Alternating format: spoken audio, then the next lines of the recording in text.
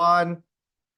What's up, everyone? Coach Tony here. In this training, we're going to break down the best personal insight questions to answer for the UC application. And if it's the very first time joining us connecting, my name is Coach Tony. I was actually a former UC Berkeley admissions reader. That means on the back end, I was one of the folks who, when you guys submitted your apps, I was one of the folks who recommended yes or no to your application based on kind of what I did, what I reviewed on your app specifically. So a lot of the lessons in this training will be derived from there, kind of came from there. So you guys kind of know what it is that a reader is looking for. In addition to that, since then, I've been helping families with the college admissions process with the help of our incredible team. And we've been sending students literally everywhere. UC is one of our big popular ones because we're in California. But a lot of our kids also end up a lot of top private schools, a lot in California as well, too. USC, Caltech, Stanford.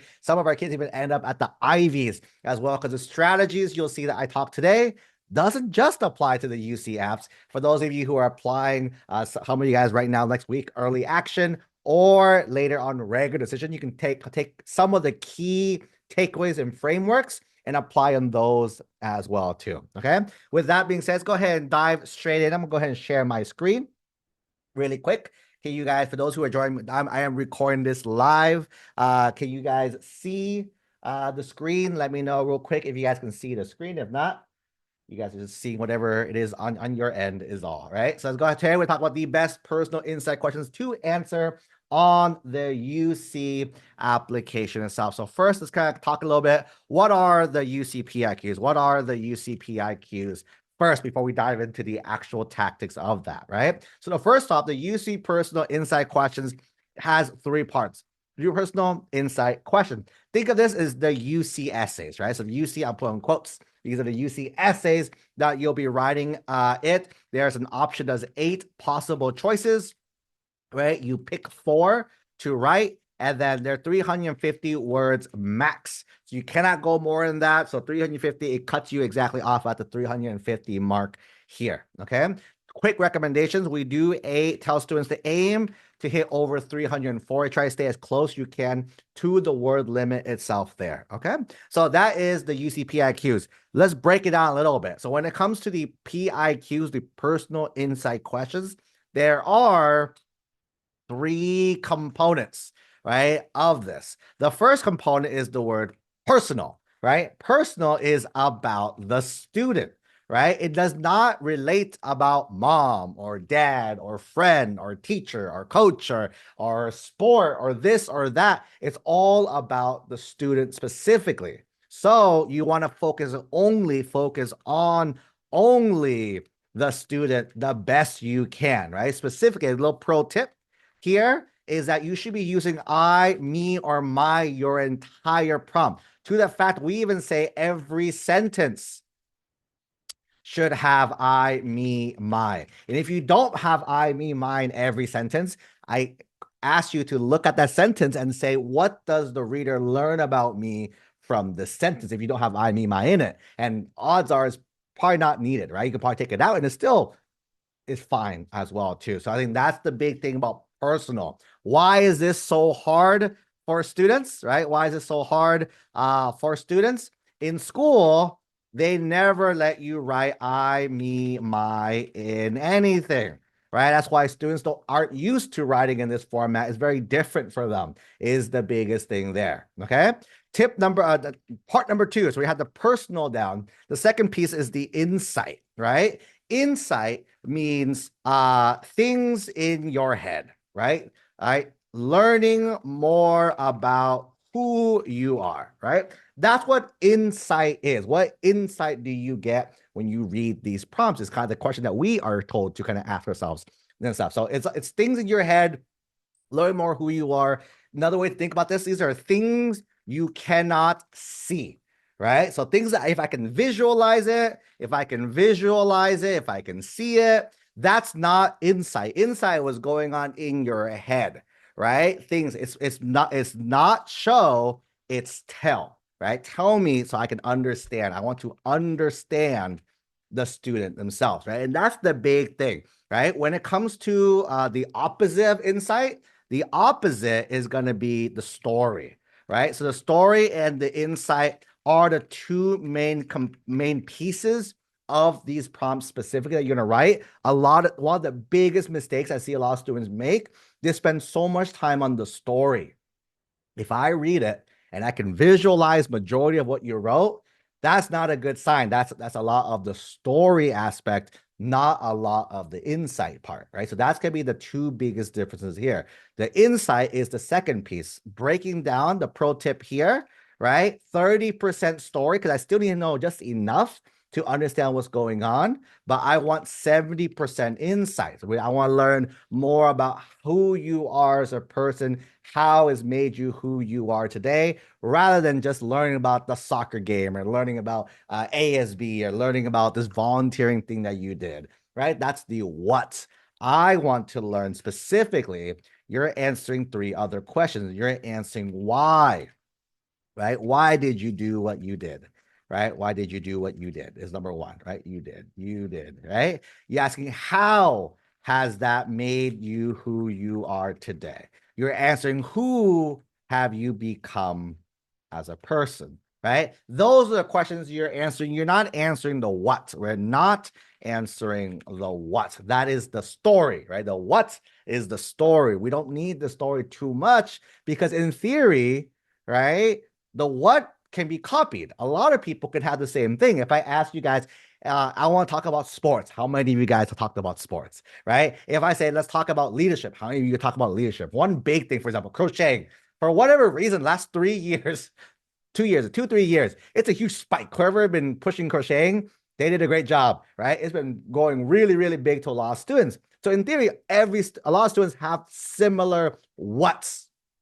However, their who, their why, their how, that's the difference. That's the key that makes them a little separate from each other there. Okay, that's the insight. Last component of this is the word questions, right? So again, like I mentioned earlier, I put a little quote. I put that quote, a parenthesis, no quotes. Yeah, right, quotes. Put quotes around the word essays, right? Why did I put quotes around the word essays? Because, right, these PIQs are not essays, right? Readers are not looking for how good of a writer you are, right? That's not it. Some law students love to showcase their stuff, right? We are not looking at your vocabulary skills, right? That's not even in what we're looking for as well, too, right? These PIQs, as a reader, right? As a reader, I just want to learn who you are. That's the big key. So when I ask you a question, right? I say if I talk to you guys, I say, hey, question, you guys will respond to a question, right? So if I'm asking you something, you are responding to the question specifically, and that's the key. We want a response.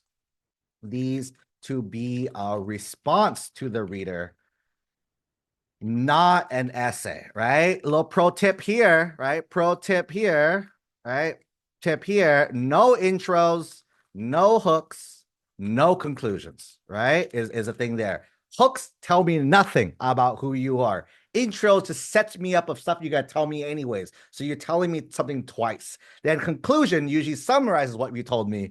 It's also the same thing now 3 times if you do that. So in theory, you're just wasting a lot of words, right? Because you're doing the hook, the intro, the conclusion, and the body. I only care about the body. And that's what you want to focus on in these prompts specifically for each of these. Okay, so that is the question aspect. Again, if it sounds like an essay, probably not on the right track is the biggest thing there. Okay, that being said, let's break it down. Let's break down the PIQ specifically. And then at the end, I'll teach you guys the approach. Because again, hopefully, again, if you are a senior watching this live and you haven't started, please start ASAP because it's due right around the corner. But for those of you, and this is hoping you're getting it right, going through our steps, hopefully you follow the right steps. And for students who are not yet seniors, who are watching this for the future, for like preparing yourself, this is what we recommend as the right approach when it comes to kind of preparing for it. 'Cause a lot of students do it wrong. And again, not saying that they are wrong or anything, but it's just that I think the approach is a big, because some students, we just have to tell them to start over because they're like, hey, you're really off track. Let's start over altogether. So we'll talk about that in a little bit. Before we do that, let's break down the 8 personal insight question prompts that you are given, right? So these are the 8. Let's go ahead and break each of these down, right? So one of the things you'll see and you'll learn is that every PIQ has 2 parts to it. I call it a part A, and a part B, right? Each of these have a part A and a part B to each one. And what we want to do is to answer both, right? When looking at your PIQ responses, a reader is looking for a few specific things. Number one, did you answer the entire question? And you're like, Coach Tony, duh. You tell me duh, but you know how many students I read and they do not do this simple thing of answering all the questions there, right? So I think that's going to be the big one, okay? Number 2, right? What do I learn about the student, right? So if I read that, what do I learn about the student? What new information do I learn about the student? And that's it, by the way. People think it's more complicated. Those are the 2 main things that I'm really looking for as a reader. As we're editing our students' essays, I'm looking at these 2. Did you answer the question? What do I learn about you is the biggest thing there, okay? So let's break it down. Each of these, there's a part A and a part B. I'll address that, and I'll tell you guys kind of ideas to think about when you're writing these things. So prompt number 1 is describe an example of your leadership experience in which you have positively influenced others, helped resolve disputes, or contribute to group efforts over time, right? What is part A? Part A is tell me the example, right? What's the example of the leadership experience that you did, right? Just those teasers. This should be 30%-ish. I'm going to do what ish because not exactly right, ish. And this one is 70%-ish, right? But you'll see that part A is the setup. Part B is the big thing itself as well too, okay? So going back here, now first part A, tell me the example of the leadership experience, right? Of the leadership experience. This, again, should be the 30%. A lot of students spend the entire prompt telling me about how they were a leader. That's too much. That's too much storytelling, right? Just enough. Just enough. Again, if you think about this way, right? These PIQs are only 350 words. So 30% is only like 100 words, 100-ish words that you have. And the 70% is like the 200-ish, right? 200 plus or ish words as well too. A lot of ishes, right? Ish words is the biggest thing. 100 plus as well too. It's not 100, right? So that's, you see how like it's a lot smaller for the story, a lot bigger for the insight part. So then the part two here, the trick, pick one of the 3 options, right? In this question right here, they use the word or, right? Because they use the word or, you don't want to talk about all 3 things, right? That's too much. You can't squeeze in that much. So how you influence others is one option. You can talk about how you resolve disputes as one option. And the last one, how you contribute to group efforts. That's one option. You pick one of those 3, not all 3, right? And then what does that tell me? What does this tell me about who you are? That's the big takeaway here, right? Next one, number 2, right? Number 2 is everyone has a creative side, can be expressed in many ways: problem solving, original and innovative thinking, artistic, name a few. How do you express your creative side? Number 1, part A, what is your creative side, right? Is the biggest one. You can talk about what that is. Again, this could be anything, right? A lot of people think the traditional arts, dance, music, this and that. Some of our students, a lot of our students, actually Bay Area families, that their creative side, right, is computer, like programming. They find that like artistic for them as well too. So whatever it is, right? So again, what is that creative side? And part B of this question is, how do you express it, right? As well too. And my question after that is, what does this tell me about who you are as well too, right? You are, right? So again, how do you express this and what does tell me who you are? That's the big key of number 2 here for those who are choosing the creative prompt, right? Number 3, what is your greatest talent or skill? How have you developed? How have you demonstrated talent over time? Part A, is greatest talent or skill, right? You let me know what that is there, okay? And then part B of the question is two things. There's do both, right? So first part is how have you developed it and how have you demonstrated it, right? Both of those, not one or the other. There should be like almost two different paragraphs. One paragraph about how you developed it, one about how you demonstrate it, right? So if you want to think about that, you can say paragraph 1 is the talent or skill. Paragraph 2 would be the developed, and paragraph 3 is the demonstrated, for example, as well, too. You see, it's not a traditional essay, right? I'm not going to do an intro or conclusion. I'm just going to answer the questions to the reader. Again, same thing here. Because I learned this, what do I learn about the student? Right? Is the takeaway that I'm hoping to learn from the developed and the demo. Don't just tell me what you did. Cool. Another way to think about this is the so what, right? Well, that's one of the phrases that a lot of our coaches say to our students. Hey, so what? You did this, you learned it. So what? Why is that important? Right? For me, another is why is that significant to you? Significant to you is another way to think about it as well, too, right? So I think stuff like that. Okay. Next piece is going to be number 4. Describe how you take advantage of a significant educational opportunity or work to overcome an educational barrier you face. This is a secret. There's 2 questions in here, right? There's 2 questions, 2 prompts in one. With this one, you pick one, not both, right? So option 1, so I'm gonna call it A1, right? A1 is telling me what is the educational opportunity, right? Opportunity, and B1 is going to be telling me how you taking advantage of it. Same thing. Answering the question, how does this shape who you are, right? Or what is telling me more about you, right? Or the second part of the question is B1, A2. You talk about what is the educational barrier, right? And B2 is going to be how you overcame this barrier, right? Again, how does this shape who you are, right? That's going to be part B. You pick one. You don't talk about both. You pick one or the other in this prompt here, okay? Number 5, describe the most significant challenge you have faced and steps to overcome this challenge. How's it affecting your academic achievement? Before I answer this one, a little caveat real fast, right? Caveat real fast. We tell students there's 2 prompts you should probably like avoid. 1, for sure avoid. Number 2, avoid, right? This is the avoid question because most of you don't, your definition of challenge is a little off as well too. A lot of students say, oh my God, I gotta be. Coach Tony, my most significant challenge is I gotta be, right? Or here's another more cliche one. Coach Tony, I came from an immigrant household. My parents came here with nothing, right? As well, too. Cool. So in that scenario, that second story, right? That second story, your parents are better than you. They made it. Should I take your parents over you? Is a scenario. Scenario number 1, B is not a bad grade.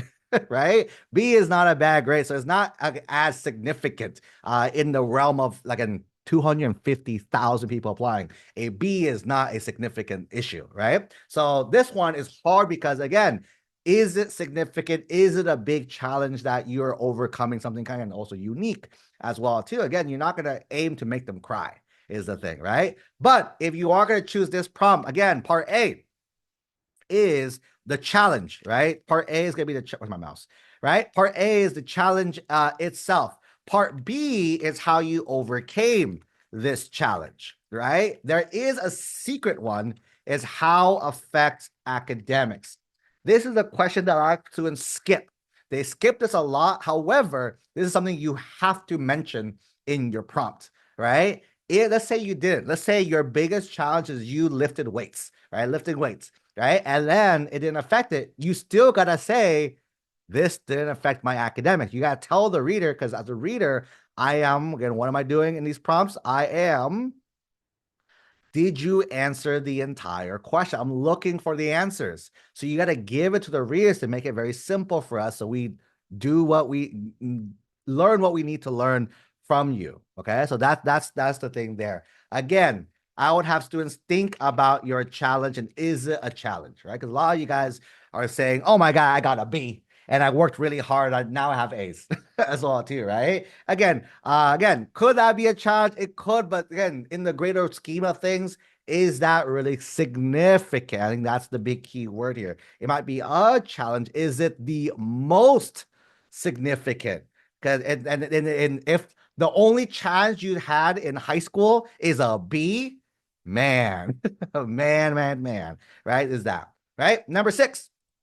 Think about an academic subject that inspires you. Describe how you feel inside and or outside the classroom. So first, I have a comment, but before that, part A is the subject, right? That inspires you, right? Actually, I'm gonna talk about now, right? So inspires you. It doesn't say what's your favorite subject, right? People think, oh, I have to pick, if I'm a computer, I have to pick computers or math, or if I'm science, I have to pick bio. No, it's what subject inspires you. It doesn't have to be what's your favorite or the one you're the best at. It's just whatever inspires you.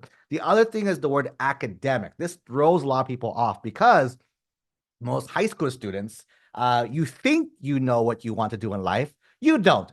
High school students are like peas, little peanuts. They have no clue about life. Parents, you guys know this. Life is very different than what you read about in books, right? So because of that, they haven't even tasted college yet. They don't know that there's classes in a bunch of different categories. Because again, when high school students read this question, what are they thinking? If I ask them, hey, what subjects are there? They're gonna think math, English, science, maybe language, PE, right? Because that's all they know. But when it comes to this, what other subjects are there? Anthropology. One of our students who gone to Caltech, metalworking was her subject. She never took a metalworking class, but that was a subject that inspired her, right? So again, think about a subject. Again, what in theory, if you open up all the colleges out there, what possible classes could you take?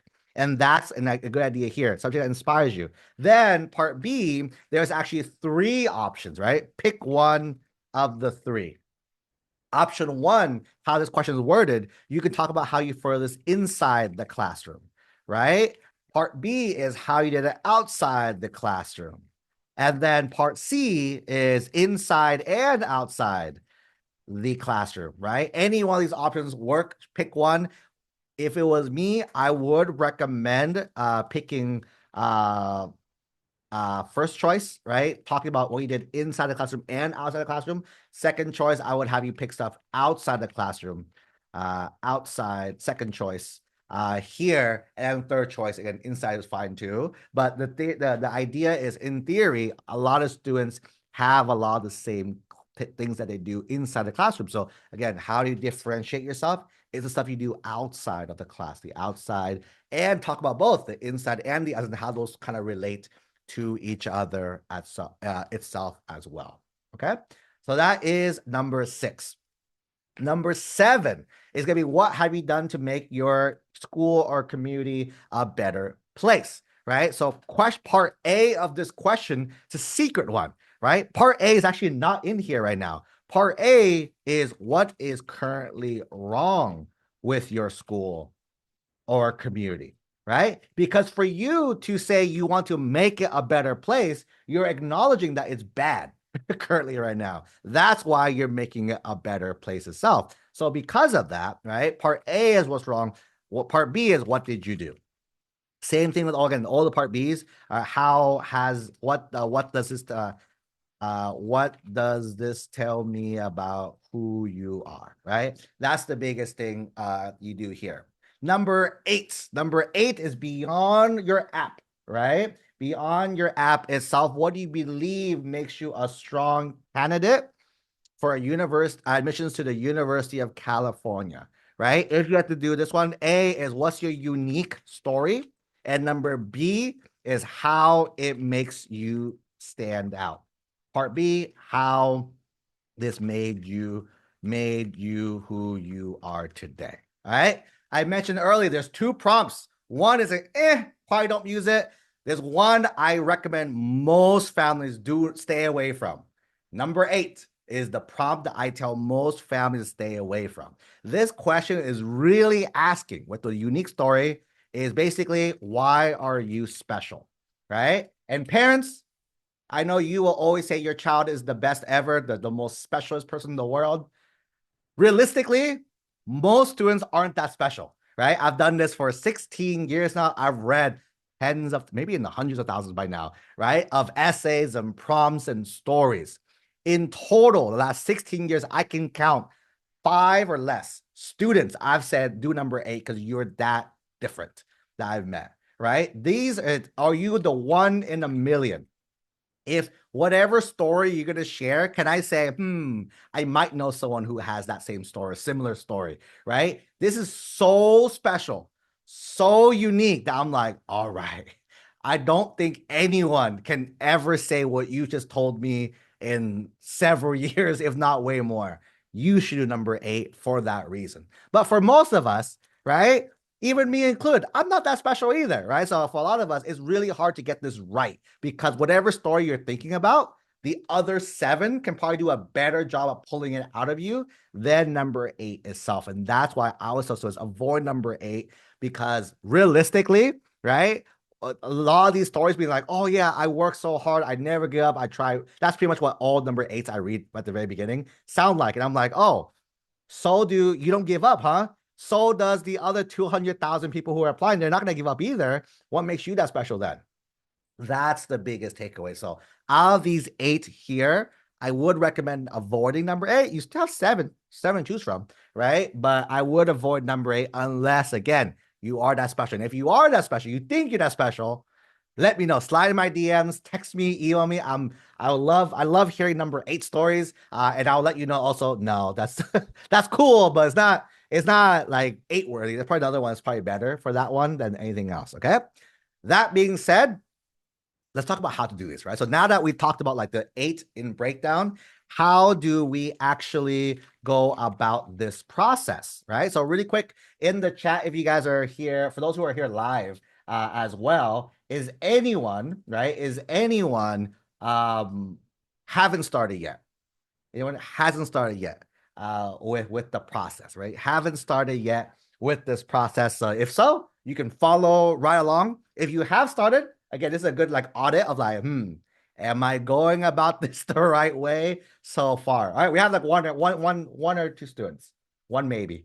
That's all too. So those who are starting from scratch, follow along. For everyone else, again, hopefully you have done something similar to this as well. Okay. So when it comes to the actual writing process of these PIQs, step 1 is don't look at the prompts. I kind of messed you guys up already, right? I messed you guys up. I always show you the prompts. So again, ignore the prompt, pretend it never happened, right?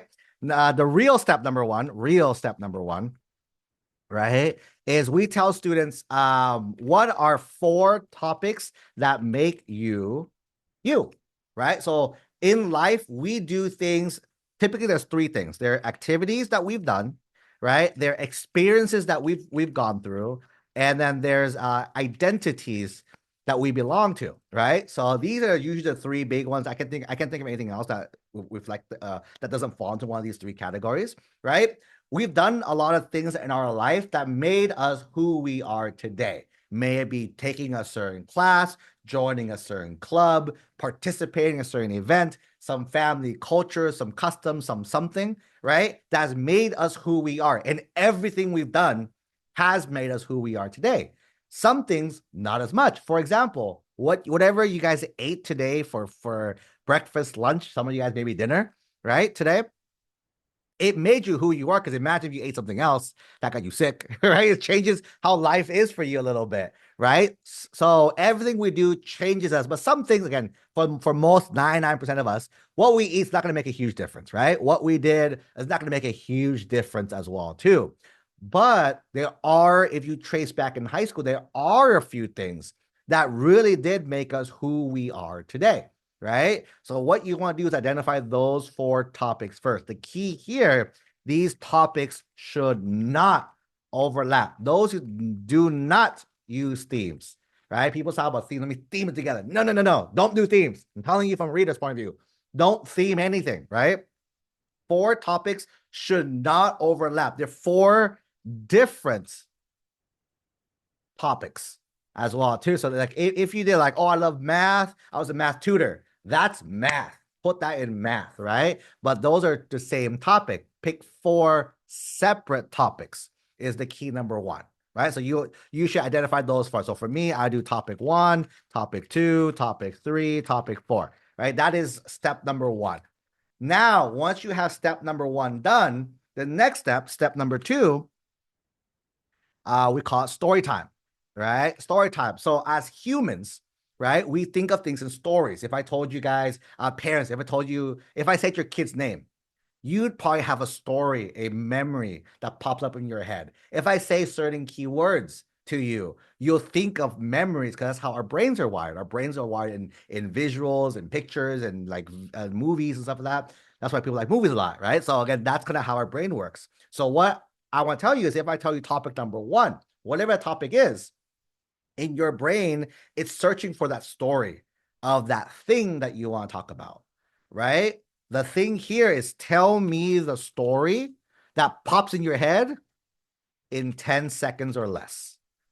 That's the key, right? The reason why is as again, most students can tell me like 10, 15, 20-minute stories about what they did.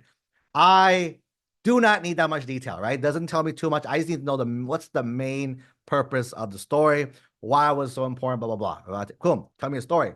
Then you want to write down, right? So I tell students, write this story down as well too, or bullet points. You can do like bullets as well too. That's cool, right? Phrases. But the whole idea is you're telling me the story in 10 seconds. The reason why 10 seconds is very important is that you can't say too much detail, right? In 10 seconds, you can't go much into details of anything. You can only tell me the high level, oh, this happened, to this happened, to this happened, to this happened. And that's it.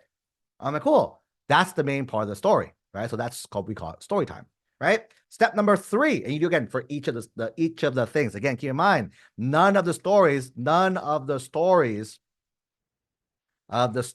should overlap, right? So they all should be 4 different stories. You can't be like, oh, one's about math, one's about soccer, but in the math one, I talk about how I'm able to kick a soccer ball and see the parabola, and soccer, oh, I made the winning shot. That's the same topic, right? Same topic. No, different topics, different stories, okay? Now, step 3 is the fun one. Step 3, where my mouse? Step 3 is insights, right? So this is easy with someone else. By yourself, you can do that in theory. It's a little harder. But if you talk to somebody, they can help you out a lot. Parents, if you want to help your kids with this is a really easy thing to do. By the way, sometimes it's in theory easy because you're not them, but I don't also recommend parents do this because parents, you guys are biased on stuff. I usually recommend like a friend, a mentor, someone that's not like related so much to them, or someone who just knows the gist. The person who knows the stories that they write less, the better it is, right? The better it is because again, they will kind of like, they're inquisitive, right? They're going to ask certain questions, right? So when it comes to the insight, the students can tell me the story. I'm going to keep poking the story, right? Poking the story with whys and hows, right?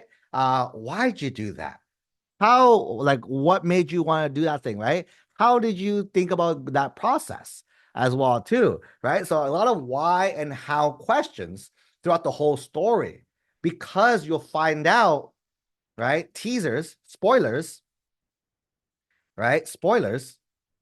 There's a deeper reasoning why they picked this topic and story, right? It's a deeper reasoning why, right? If you talk about soccer and you ask them enough why and hows, it's no longer a soccer prompt, right? If they're gonna talk about science fair, and you ask them enough why and how, the prompt's no longer going to be a science fair project, right? What this ends up being, it's the understanding of the student, right? Specifically, it's the understanding of their emotions, right? Specifically, there's 2 things that they'll do, right?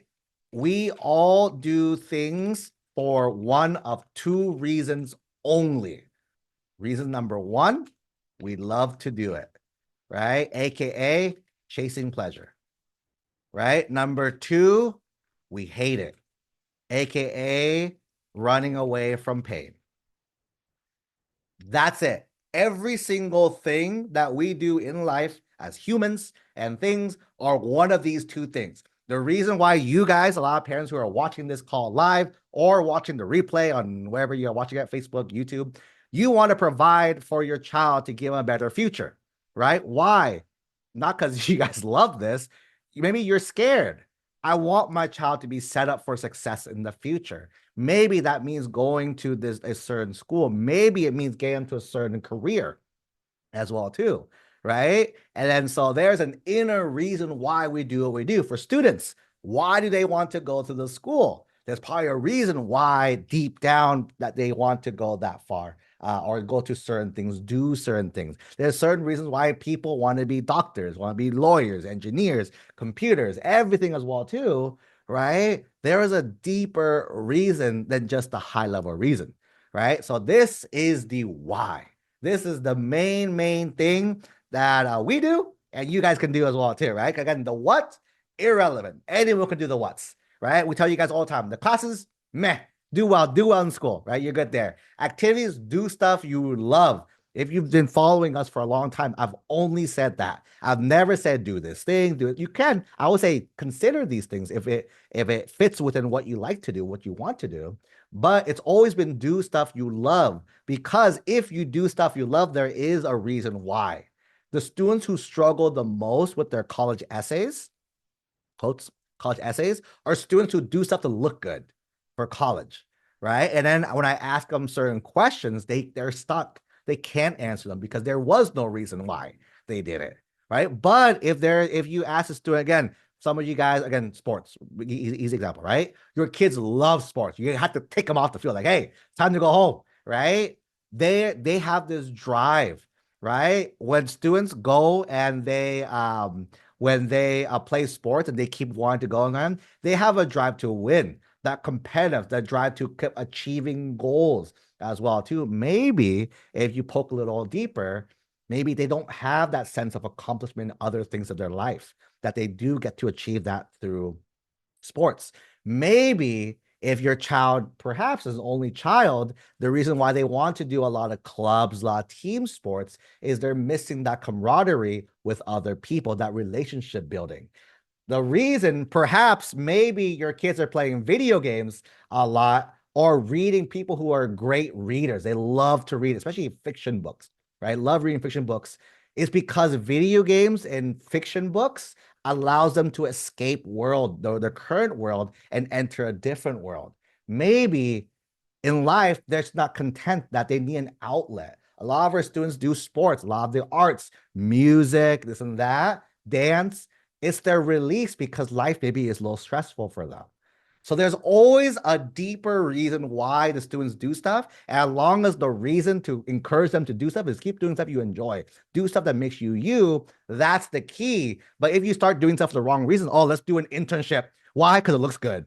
The student will have no reason why. So when they talk about it, they're only talking about the what's. They don't have any whys. It's, I did this really awesome thing, but there's no reason why I did it. Just because it looks good. That's pretty much it. Okay. That being said, insights. You poke. Once you poke enough, you understand that the last step number 4, the step four, identify the prompts that allows you to share the topic, story, insight. So then once you have the part about, oh, my child loves soccer, and then the biggest thing for them was when they missed the final shot in the game, and that was their story, but their whole team came to them and supported them. And when I dug a little deeper, it's because growing up, they didn't have anyone. They didn't have any older brothers and sisters who supported them as well too. They had this desire to always try to be the best, but it's okay. And they learned for the first time it's okay for them to rely on others there. Perhaps that might be a greatest challenge prompt, right? As well too, that they talk about there. Perhaps right? Your whole idea is you find the story, find the insight, then you match it to one of the questions that allows you to talk about those things. Then you get to talk about those there. The reason when you go from topic to question is much easier. Topic to prompt is much easier than prompt to topic. The reason why most people do this, they don't know any better. But what ends up happening is they talk in circles, right? One of the biggest issues with this, one of the biggest issues is you talk in circles. You don't say anything new. You say the same thing, and a lot of students run out of things to say. I don't know. That's all I can think about. Is because you're trying to figure out a way to answer the question. Versus if the subject is so important to you, you can talk for days, right? You can talk for, like, I love pro wrestling. I can talk to you guys about pro wrestling all day long. We can geek out about history, about the storytelling, everything, right? College admissions, I can geek out. I can talk about this all day long with families as well too, because I truly love it. If you told me talk about something, I'm like, I know a little bit about it, but I'm stuck. After a certain point, that's all I know how to talk about. I don't know anything past that, right? So I think that's the big thing to keep in mind, is that you're going to start with the topic, then go into the prompts there, and that's going to be your key. Okay, and when the rest of the writing process, I want the writing process itself as the key. So once you have your four drafts, I recommend on rough draft, right? Overwrite, right? Overwrite. You want to aim for like 400, 500 plus words on this first one. Ignore trying to stay with the word limit. You don't need, it's easy. It's easy to cut down, right? So overwrite, share everything on paper, number one. Number two, and when you edit your drafts, the questions I'm going to ask for is, did you answer the questions, right? What do I learn about you? If I don't, and then maybe at this point, maybe adding more words, right, to your prompt as well, too, because you haven't finished answering yet, right? So I keep answering the questions. Do you answer the questions? Cool. What do I learn about you? If I learn more about the story, if I learn about the story than you, that's a bad sign. I want more about you than the story. 70%, 30%, right? So that's the big key there. Once you have all that, then towards the end, then we cut. Cutting is easy. Cutting, you ask yourself every sentence, right? Do I need this or not? Read that sentence. Do I need this or not? No, take it out. It still sounds fine. Take it out, right? Then once you cut that out, then you combine. You combine sentences together, right? Then you're like, all right, how can I merge these two sentences together? Then that's how you hit 350. That's how every sentence, your goal is every single sentence adds value to you, right? We're not wasting anything, right? The difference between the UC essays and the Common App personal statement is that these, you don't have a lot of words. You have to get to the point as fast as you can. Personal statement 650, you can talk a fun little story before you get to the real meat of the prompt, right? But for this, you have to get straight to the thing itself there. Okay. That's it. That is the writing process. So the quick answer, which is the best prompt to pick?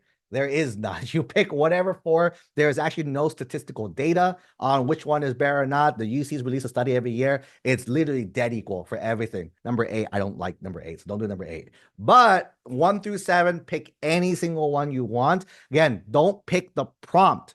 Pick the topic and match it with the prompt. That is going to be your biggest takeaway from me. Okay.